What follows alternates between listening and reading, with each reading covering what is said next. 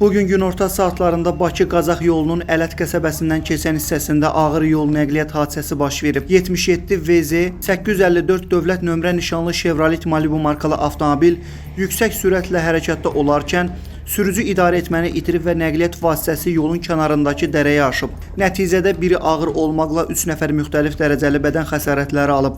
Yaralıların adları hələlik məlum deyil. Onlar ərazidən keçən digər sürücülərin köməyi ilə avtomobildən çıxarılaraq təcili tibbi yardım avtomobili ilə xəstəxanaya çatdırılıblar.